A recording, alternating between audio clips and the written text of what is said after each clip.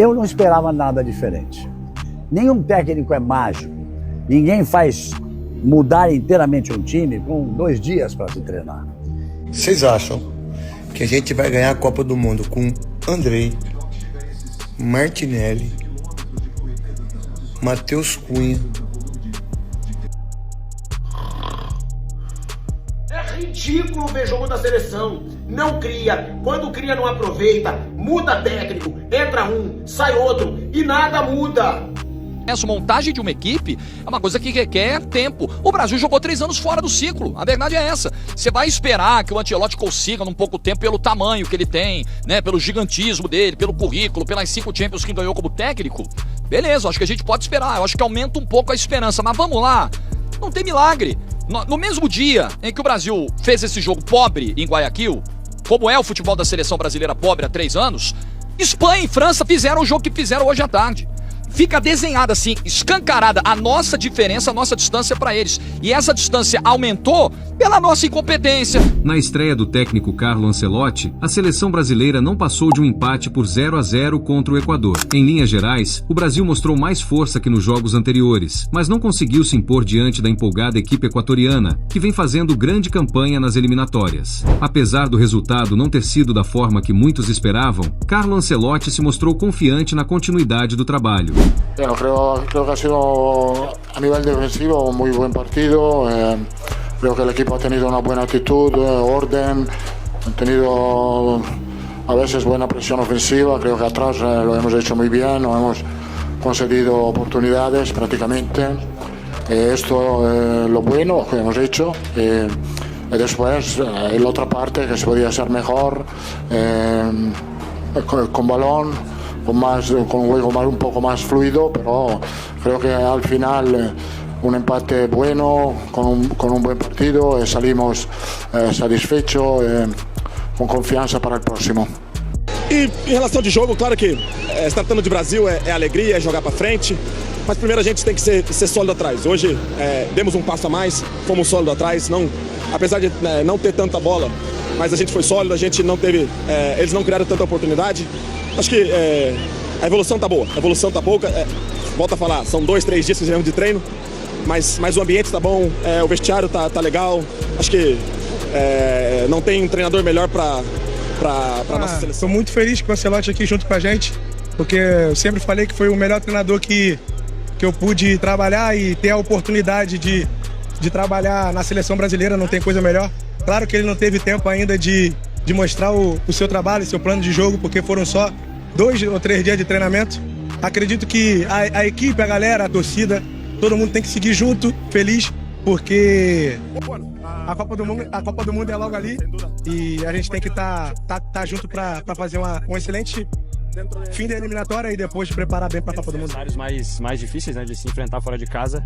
O Equador tem uma equipe muito sólida e muito física, marca muito bem, não dá espaços e tem todas as dificuldades que se encontram dentro do jogo normal, de tudo aquilo que se fala do gramado, de todas essas coisas, mas se tem a evolução, né, da solidez defensiva, é algo que tem que ser uma marca na nossa equipe. Acho que é isso que a gente busca e saber que tem muitos pontos a melhorar, mas é passo a passo, não dá pra gente pensar que vai chegar aqui de uma hora para outra e vai mudar da água para o vinho. É uma questão de trabalho, de processo e a gente tem que confiar nesse processo. Com o resultado, a Canarinho segue na 4ª colocação com 22 pontos. A seleção volta a campo na terça-feira, dia 10, diante a equipe do Paraguai. Apesar da estreia do Ancelotti, a seleção brasileira não conseguiu recuperar o bom futebol e foi motivo de análises negativas da imprensa estrangeira. O jornal Marca não poupou nas críticas e escreveu: "Este Brasil é uma sombra do que foi." O diário AS foi categórico: "Ancelotti tem um problema sério." E o jornal argentino Olé destacou um jogo sem brilho do Brasil. Veja agora a repercussão da mídia brasileira diante da estreia de Carlo Ancelotti. Eu não esperava nada diferente. Nenhum técnico é mágico. Ninguém faz mudar inteiramente um time com 2 dias para se treinar. Então o que ele fez? Eu conheço bem, há muito tempo. Tudo que deve ter passado na cabeça dele deve ter sido: não posso perder. A seleção brasileira não pode perder nessa minha estreia. Então, ele confiou mais naqueles jogadores que ele conhece do dia a dia, no futebol europeu, com laterais que apoiam menos, se seguram mais, com 2 volantes e movimentação no ataque, marcação baixa para tentar espaço para contra-ataque na velocidade com o Estevam e com o Vinícius, já que o Rafinha está fora, só volta no jogo contra o Paraguai. As entrevistas deixaram isso muito claro.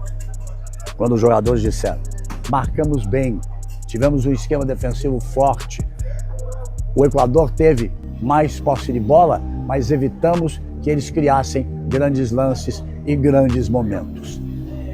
Esse foi o pensamento, tenho certeza absoluta, do Ancelotti. Ele sabe que pode ir muito mais à frente. Ele tem Rafinha para voltar, ele tem Rodrigo que está machucado, ele tem várias opções, ele pode mexer no meio campo. Um dia pode até ter o Neymar de volta, se Neymar se recuperar a tempo para outros jogos, ou para sequência de trabalho para a Copa do Mundo. Então, nunca passou pela cabeça dele perder, arriscar para perder? Não. Foi um 4-3-3 falso. Porque foi um 4-3-3 que foi muito mais uma marcação baixa e fechar os espaços do time adversário e tentar algumas jogadas de contra-ataque. Vamos então. Vocês acham? Tô assistindo aqui pela Globo, Luiz Roberto, gente boa, baita narrador. Vocês acham que a gente vai ganhar a Copa do Mundo com Andrei, Martinelli, Matheus Cunha? Vocês têm ideia que foi a última seleção que a gente ganhou o título? Ronaldo, Ronaldinho, Rivaldo. E ainda tem os babacas ainda que fala do Rivaldo. Cara, juro, não é querer só cornetar, mas que coisa feia, que coisa horrível. E o que mais me deixa impressionado, teve uma bola que o cara meteu pro Matheus Cunha, a bola passou entre as pernas dele. Entre as pernas. Cara, que vergonha. Tá, parabéns aí. E eu acho que o jogo de hoje, ele deixa desenhado, deixa escancarado o mal que um ciclo torto, um ciclo irresponsável que é o ciclo da seleção brasileira, né? Pela maneira como a maneira tosca como a CBF conduziu a seleção brasileira nesses últimos 3 anos, o mal que isso causa a uma equipe de futebol, a um desenvolvimento de um trabalho coletivo. Porque a gente fica naquela esperança de achar, de querer tratar exceção como regra, de achar que toda hora, em toda a Copa do Mundo vai dar certo esse negócio de, encaixa ali 6 meses antes e vai. Gente, futebol é processo, montagem de uma equipe é uma coisa que requer tempo. O Brasil jogou 3 anos fora do ciclo, a verdade é essa. Você vai esperar que o Ancelotti consiga num pouco tempo pelo tamanho que ele tem, né, pelo gigantismo dele, pelo currículo, pelas 5 Champions que ganhou como técnico? Beleza, acho que a gente pode esperar, eu acho que aumenta um pouco a esperança, mas vamos lá, não tem milagre. No mesmo dia em que o Brasil fez esse jogo pobre em Guayaquil, como é o futebol da seleção brasileira pobre há 3 anos, Espanha e França fizeram o jogo que fizeram hoje à tarde. Fica desenhada assim, escancarada a nossa diferença, a nossa distância para eles. E essa distância aumentou pela nossa incompetência, a nossa passividade para achar um substituto pro Tite, a nossa irresponsabilidade de colocar como técnico da seleção brasileira um treinador que estava disputando reta final de Libertadores com o Fluminense. Acharam uma boa ideia. Começar o ciclo com Ramon Menezes no comando. Acharam uma boa ideia.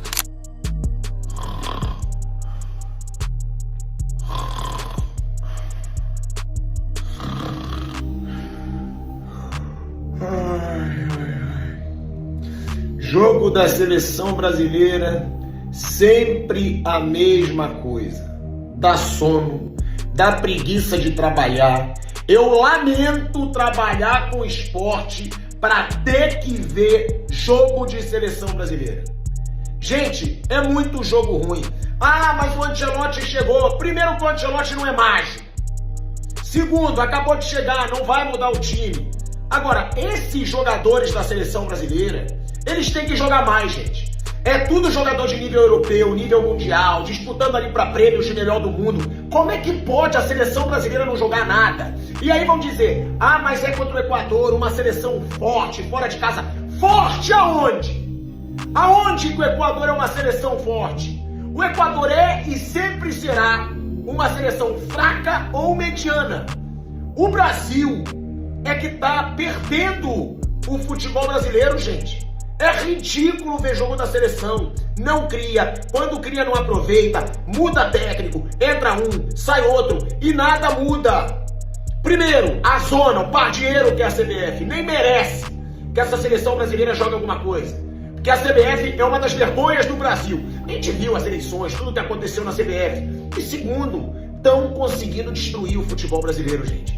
Joga mal, não é vista como uma das seleções mais respeitadas do mundo. Vê Espanha e França hoje e vê o jogo do Brasil. Mostra o quanto o nosso futebol está longe de se tornar a maior potência do futebol novamente. Tá muito longe. É outro futebol. Vê a Espanha, vê a França, vê as seleções europeias.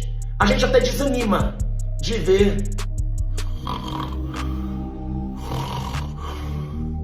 o futebol sonolento da seleção brasileira. Essa foi mais uma edição do Fute Resenha. Já que ficou até aqui, dá aquela moral e deixa teu like, comente sobre tudo e veja a super dica do canal. Veja os links na descrição, fique no canal e veja mais vídeos. Até a próxima.